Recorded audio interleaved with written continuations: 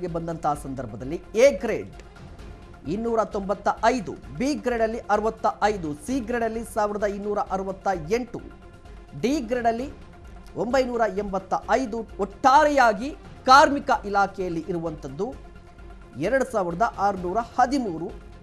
ಇದರ ಸಚಿವರು ಸಂತೋಷ್ ಲಾಡ್ ಅವರು ಈ ಪೆನ್ಷನ್ ಆಗಿರ್ಬೋದು, ಕಾರ್ಮಿಕರಿಗೆ ಪೆನ್ಷನ್ಗಳ ವಿಚಾರಕ್ಕೆ ಸಂಬಂಧಪಟ್ಟಂತೆ ಒಂದಿಷ್ಟು ವಿವಾದ ಆಗ್ತಾ ಇದೆ ಇತ್ತೀಚಿನ ದಿನಗಳಲ್ಲಿ.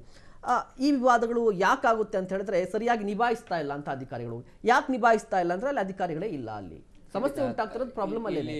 ಒಂದು ಕಾರ್ಮಿಕ ಇಲಾಖೆ ಮತ್ತು ಕನ್ನಡ ಮತ್ತು ಸಂಸ್ಕೃತಿ ಇಲಾಖೆ ಕನ್ನಡ ಮತ್ತು ಸಂಸ್ಕೃತಿ ಇಲಾಖೆಯ ಜವಾಬ್ದಾರಿಯನ್ನು ವಹಿಸಿರುವಂತರು ಶಿವರಾಜ್ ತಂಗಡಿಗೆ ಅವರು ಅನೇಕ ಬಾರಿ ಹೇಳ್ತಾರೆ, ನಮ್ಮ ಇಲಾಖೆ ಸಮರ್ಪಕವಾದಂತ ಸಾಹಿತ್ಯ ವಲಯನ್ನ ಗೌರವಿಸುತ್ತೆ, ಕಲಾವಿದರನ್ನ ಗೌರವಿಸುತ್ತೆ, ಎಲ್ಲರನ್ನೂ ಕೂಡ ಗೌರವಿಸುತ್ತೆ ಅನ್ನುವಂಥ ಮಾತುಗಳನ್ನ ಹೇಳಿದ್ರೆ, ಇವತ್ತಿಗೂ ಕೂಡ ಯಾರಾದರೂ ಬೀದಿ ನಾಟಕ ಮಾಡುವಂತಹ ಕಲಾವಿದರಾಗಿರ್ಬೋದು ಅಥವಾ ಸಣ್ಣ ಪುಟ್ಟ ರಂಗ ರಂಗಮಂದಿರದ ಕಲಾವಿದರುಗಳಾಗಿರ್ಬೋದು, ತಮ್ಮ ಮಾಸಾಸನವನ್ನ ಕೇಳಲಿಕ್ಕೆ ಅಥವಾ ಬೀದಿ ನಾಟಕಗಳನ್ನು ಮಾಡುವಂಥ ಕಲಾವಿದರು, ಯಕ್ಷಗಾನ ಕಲಾವಿದರು, ಅನೇಕ ರೀತಿಯ ಕಲಾವಿದರುಗಳೇನಿದ್ದಾರೆ, ಆ ಒಂದು ಕಲಾವಿದರುಗಳು ತಮ್ಮ ಗೌರವವನ್ನು ಪಡೀಲಿಕ್ಕೂ ಸಮಸ್ಯೆ ಎದುರಿಸುವಂಥ ಪರಿಸ್ಥಿತಿ ನಿರ್ಮಾಣ ಆಗಿದೆ.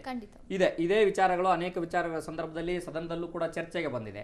ಯಾಕೆಂತ ಹೇಳಿದ್ರೆ ಕನ್ನಡ ಭವನಕ್ಕೆ ಹೋದಂಥ ಸಂದರ್ಭದಲ್ಲಿ ಒಬ್ಬ ಕಲಾವಿದರು ಅಥವಾ ಸಾಹಿತಿಗಳು ನಮಗೆ ಬೇಕಾದಂತಹ ಒಂದು ಏನೋ ಒಂದು ಪರಿಹಾರವನ್ನು ಕಂಡುಕೊಳ್ಬೇಕು ಅನ್ನೋಂಥದ್ದಾದ್ರೆ ಆ ಪರಿಹಾರ ಧನವನ್ನು ಪಡ್ಕೊಳ್ಬೇಕಂದ್ರೆ ಅದಕ್ಕೆ ಕೇಳಲಿಕ್ಕೆ ಹೋಗ್ಬೇಕು ಅಂತ ಹೇಳಿದ್ರೆ ಅಲ್ಲಿ ಅಧಿಕಾರಿಗಳ ಕೊರತೆ ಇದೆ. ಸೊ ಅಧಿಕಾರಿಗಳ ಕೊರತೆ ಅನ್ನುವಂಥದ್ದು ಕೇವಲ ಅದು ಸರ್ಕಾರಕ್ಕೆ ಅದು ಒಂದು ಹುದ್ದೆ, ಆದ್ರೆ ಆ ಹುದ್ದೆಯನ್ನ ಕೇಳುವಂಥದ್ದು ಬರುವಂಥದ್ದು ಯಾರೋ ಕಲಾವಿದರು, ಸಾಹಿತಿಗಳು, ಮತ್ತೆ ಅನೇಕ ರೀತಿಯ ಕನ್ನಡ ಮತ್ತು ಸಂಸ್ಕೃತಿ ಅಂತಂದ್ರೆ ಕನ್ನಡ ಅಂತ ಬಂದ ತಕ್ಷಣ ಕೇವಲ ಈ ಇಲಾಖೆಗೆ ಸೀಮಿತವನ್ನು ತೆಗೆದುಕೊಳ್ಳದೇನೆ ಅದು ಬೇರೆ ಬೇರೆ ರಾಜ್ಯಗಳಿಗೂ ಹೋಲುತ್ತೆ. ಕನ್ನಡ ಪರ ಸಂಘಟನೆಗಳು ಕೂಡ ಕನ್ನಡವನ್ನ ಇಂಪ್ಲಿಮೆಂಟ್ ಮಾಡಬೇಕು ಅನ್ನೋ ಮಾತುಗಳನ್ನು ಹೇಳ್ತಾರೆ. ಕನ್ನಡಕ್ಕೆ ಏನಾದ್ರು ಧಕ್ಕೆ ಆದ್ರೆ ಇವತ್ತಿಗೂ ಕೂಡ ನ್ಯಾಯಾಧೀಶರಿಂದ ಸೇರಿದಂತೆ ಕನ್ನಡದ ಬಳಕೆ ಹೆಚ್ಚಾಗಬೇಕು ಅಂತ ಹೇಳುವಂತ ಇಲಾಖೆ.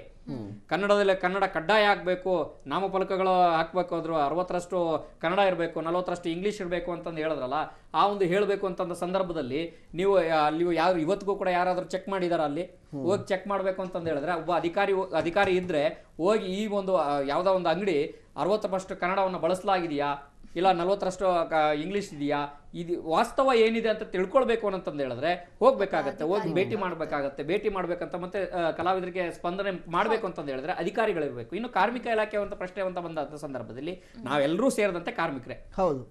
ಕಾರ್ಮಿಕ ಇಲಾಖೆ ದೊಡ್ಡ ಮಟ್ಟದ ಒಂದು ಬಹುದೊಡ್ಡ ಇಲಾಖೆ ಅನ್ಬೋದು. ಯಾಕಂದ್ರೆ ಸಂಘಟಿತ ಕಾರ್ಮಿಕರು, ಅಸಂಘಟಿತ ಕಾರ್ಮಿಕರು, ಗಿಡ್ ವರ್ಕರು ಅನೇಕ ರೀತಿಯಾಗಿ ಇರುತ್ತೆ. ಒಬ್ಬ ಕಾರ್ಮಿಕರಿಗೆ ಸಮಸ್ಯೆ ಇದೆ ಅಂತ ಹೇಳಿದ್ರೆ ಕಾರ್ಮಿಕ ಇಲಾಖೆಯಲ್ಲಿ ಒಬ್ಬ ಒಂದು ಕಾರ್ಖಾನೆಯ ಕಾರ್ಮಿಕ ಒಂದು ದಿನಕ್ಕೆ ಯಾವ ಶಿಫ್ಟ್ ನಲ್ಲಿ ಕೆಲಸ ಮಾಡಬೇಕು, ಎಷ್ಟು ಮಟ್ಟಿಗೆ ಕೆಲಸ ಮಾಡಬೇಕು ಅನ್ನೋ ತೀರ್ಮಾನವನ್ನ ಮಾಡುವಂಥದ್ದು. ಮತ್ತೆ ಲೇಬರ್ ಕಾರ್ಡ್ ವಿಚಾರಗಳಿಗೆ ಬಂದಂತಹ ಸಂದರ್ಭದಲ್ಲಿ ಕಾರ್ಮಿಕ ಇಲಾಖೆ ಅಧೀನದಲ್ಲಿ ಬರುವಂತಹ ಕಟ್ಟಡ ಕಾರ್ಮಿಕರಿಗೆ ಏನಿದ್ದಾರೆ, ಕಟ್ಟಡ ಕಾರ್ಮಿಕರು ನೇರವಾಗಿ ಲೇಬರ್ ಕಾರ್ಡ್ ಅನ್ನ ಪಡೆದಂತ ಸಂದರ್ಭದಲ್ಲಿ ಇವತ್ತಿಗೂ ಕೂಡ ಸಾಕಷ್ಟು ಕೆಲವೊಂದು ಲೇಬರ್ ಕಾರ್ಡ್ಗಳನ್ನ ರದ್ದನ್ನ ಮಾಡಿದ್ರು. ಏನಕ್ಕೆ ಅಂತ ಹೇಳಿದ್ರೆ ಸುಳ್ಳು ದಾಖಲೆಗಳನ್ನ ಕೊಟ್ಟಿದಾರಂತ. ಆ ದಾಖಲೆಗಳನ್ನ ಪರಿಶೀಲನೆ ಮಾಡ್ಲಿಕ್ಕೆ ಅಧಿಕಾರಿಗಳು ಬೇಕಲ್ಲ.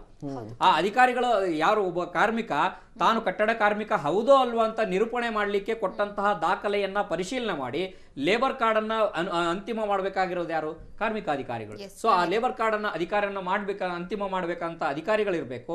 ಆ ಮೂಲಕ ಕಾರ್ಮಿಕರಿಗೂ ಕೂಡ ಸ್ಪಂದನೆ ಮಾಡುವ ಕೆಲಸವನ್ನ ಮಾಡಬೇಕು. ಮತ್ತೆ ಖಾಸಗಿ ಕಂಪನಿಗಳ ಜೊತೆಗೆ ಕಾರ್ಖಾನೆಗಳ ಮಾಲೀಕರನ್ನ ಜೊತೆಗೆ ಕಾರ್ಮಿಕ ಸಂಘಟನೆಗಳನ್ನು ಕೂಡ ವಿಶ್ವಾಸಕ್ಕೆ ತೆಗೆದುಕೊಂಡು ಹೋಗ್ಬೇಕು ಅನ್ನೋದಾದ್ರೆ ಎಲ್ಲವನ್ನು ಸಚಿವರೊಬ್ಬರೇ ಮಾಡ್ಲಿಕ್ಕೆ ಆಗಲ್ಲ.